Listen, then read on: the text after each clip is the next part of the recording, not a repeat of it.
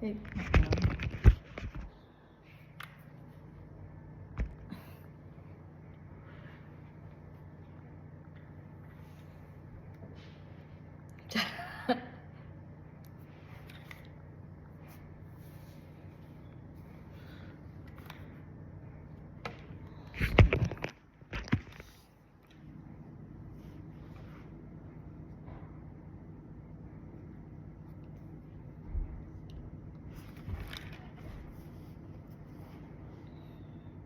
Taba ako na, guys.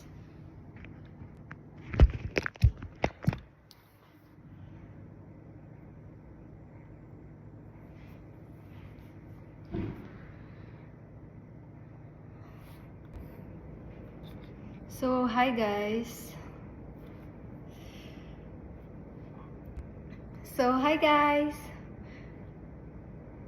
Tingnan ko muna yung itsura ko, guys. Kung ano yung itsura ko.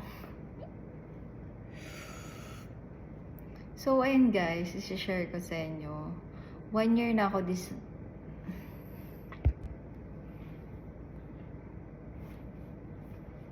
So, hi guys, isi-share ko sa inyo ngayong araw na to.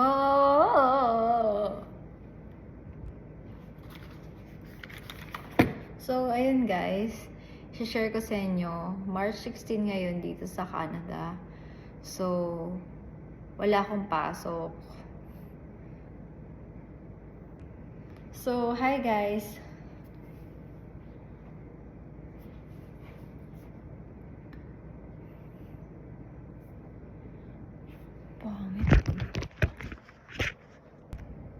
So, hi guys, isi-share ko sa inyo yung journey namin dito sa Canada. So, journey ko muna kasi nauna ako dito sa Canada. So, dahil 1 year na ako, ano ba yung mga realization na masishare ko. So, dito nga sa Canada guys, sabi nga nila, sa mga posts, sa mga videos, sa mga reels, parang kung sino pa yung mga kapwa mo, parang sila pa yung mas toxic.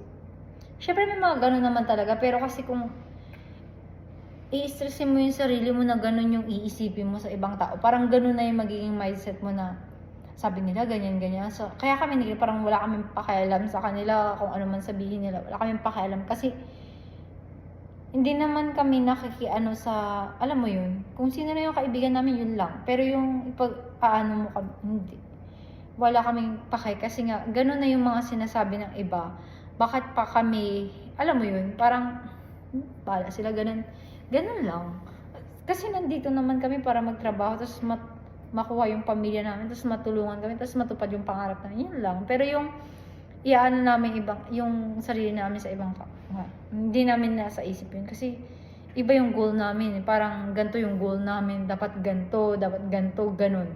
Pero yung mga sa ibang tao, wala na kaming time sa ganun guys. So parang kami ni Glenn, lagi namin iniisip yung pag meron kami na-achieve ngayong month, ano ba yung next na gagawin namin, ganun. Tsaka dito sa Canada, hindi ka pwedeng gala ng gala, yung parang, nga, pwede ka mag-me time, spend mo yung time, pero yung, kasi parang, pag gumala ka, parang sobrang laki yung magagastos mo, parang sayang. So, kami, sobrang bihira kami umalis, kasi nga, nanghihinayang kami sa pera. So, ang goal namin ngayon dito sa Canada is parang, mas marami kaming maipon, talagang, marami kaming lahat ng pangarap namin matupad. So, habang mas maaga or bata pa kami, syempre yung goal namin.